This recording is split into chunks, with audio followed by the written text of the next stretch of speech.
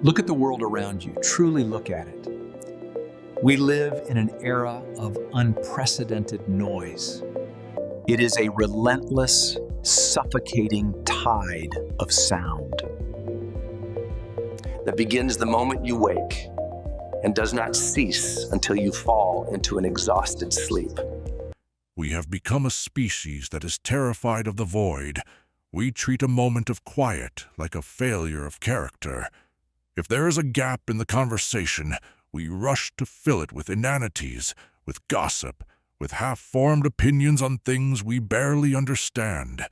We narrate our lives in real time to a digital audience that does not care, because we are under the tragic delusion that if we stop talking, we will cease to exist. But listen closely. In this frantic rush to be heard, what have we actually said? We have traded the weight of our words for the volume of our voices. We have become weak, anxious, and hollowed out. We are like a vessel with 1,000 leaks. We try to fill ourselves with the validation of others, but the energy simply pours out of us through our open mouths. This constant chatter is not a sign of life. It is the rattling of a cage. It is the sound of a mind that has no anchor, tossed about by every passing wind of social trend and digital outrage. The Stoic knows better. The Stoic understands that every word spoken is a piece of your soul given away, and if you give it away for nothing, you will soon find yourself empty. 2 ears, 1 mouth. This was the simple observation of Zeno of Citium, the man who stood on the painted porch in Athens and birthed the philosophy that would guide emperors and slaves alike. It is not a biological accident. It is a structural command from nature herself. We were designed to take in twice as much as we give out. We were built to be observers of the cosmos, not its constant commentators. In the Enchiridion, Epictetus laid down a rule that is as sharp as a blade. He told us, "Let silence be your general rule, or say only what is necessary and in few words." He did not say this to be cruel. He said it because he understood the economy of the spirit. He knew that speech is a luxury, not a necessity. It is a tool to be used with the precision of a surgeon, not the recklessness of a child with a hammer.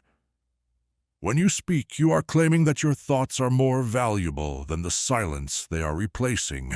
Ask yourself, how often is that actually true? We speak to complain, which is a form of self-inflicted poison. We speak to brag, which is a confession of our own insecurity.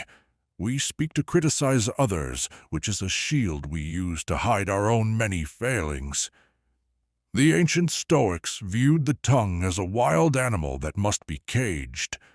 If you let it roam free, it will lead you into conflict, into embarrassment, and into the exhausting labor of defending things you never should have said in the first place.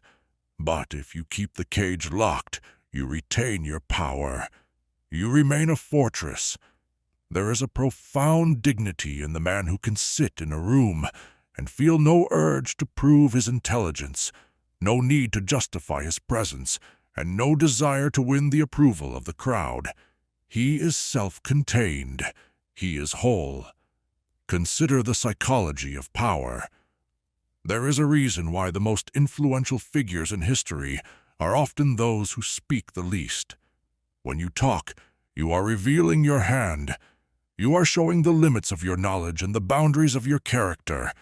The more you say, the more likely you are to say something foolish, or worse, something vulnerable that your enemies can use against you. As Robert Greene observed in The Laws of Power, silence unnerves people. Humans are interpreting machines.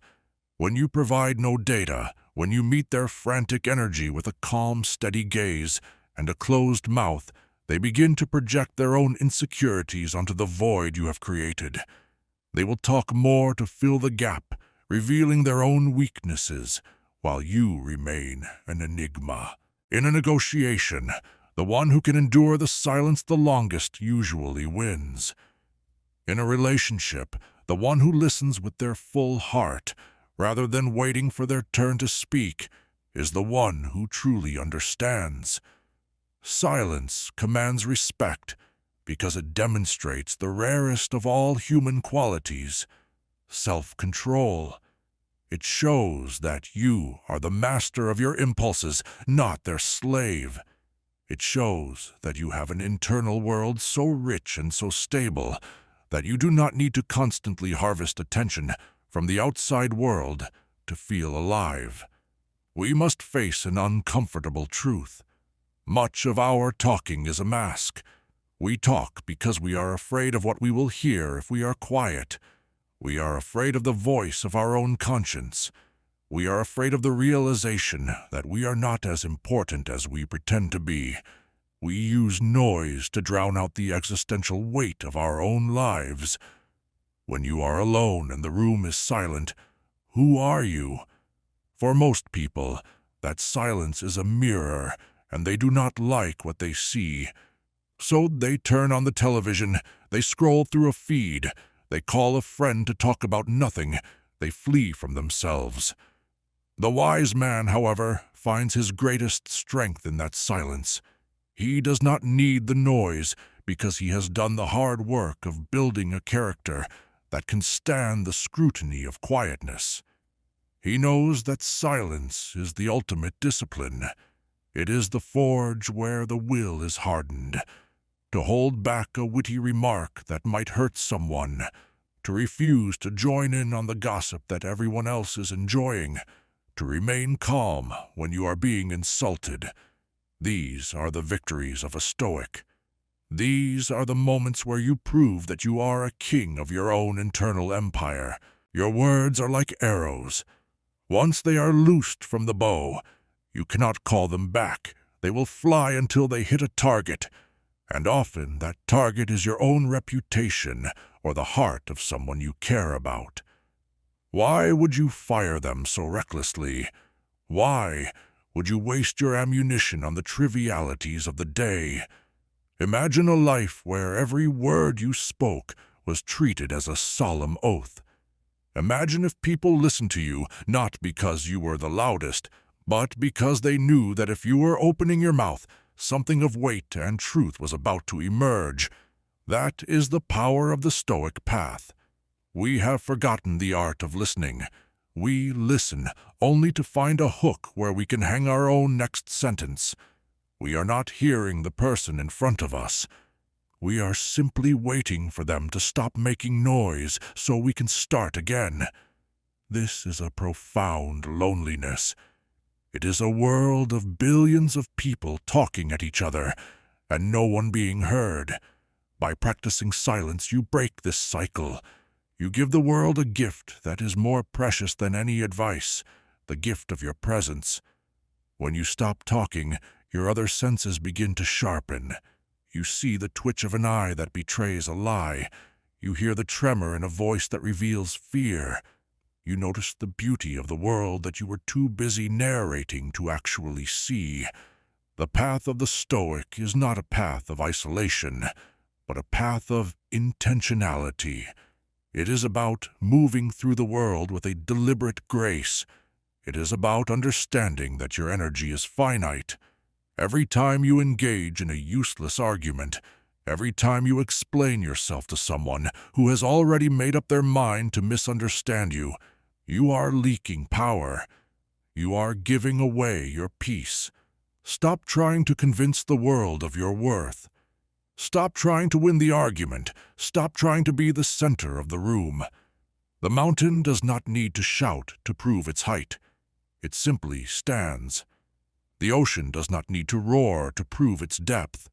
It simply is. You must become like the mountain. You must become like the deep water. This will not be easy. Your ego will scream against it.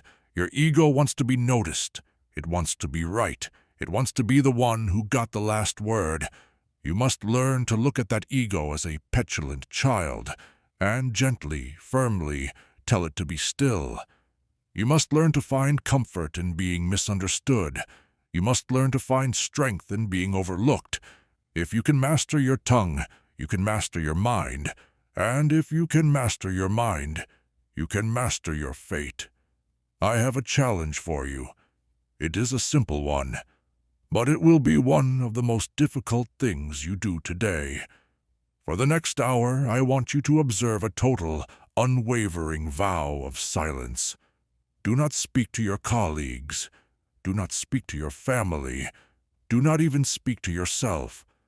If someone asks you a question, answer with a simple gesture if you must, or better yet, let them wait. Do not check your phone. Do not post a status. Do not send a text.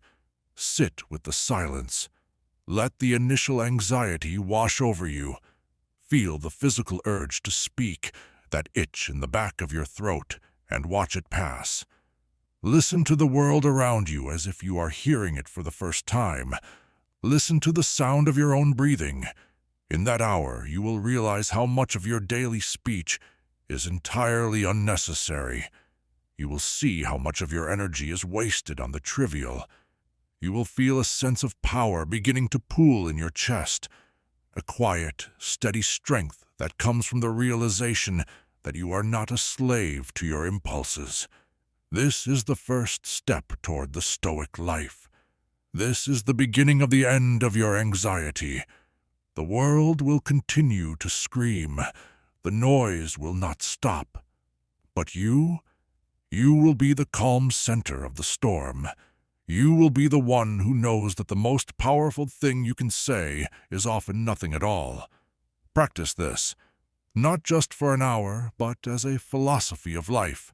Guard your words as you would guard your gold. Treat silence not as a void to be filled, but as a sanctuary to be honored. Become the man who talks less, but says more. Become the man who listens twice as much as he speaks. Become the master of the silence, and you will find that you have become the master of yourself. Your training begins now. Go into the silence and stay there.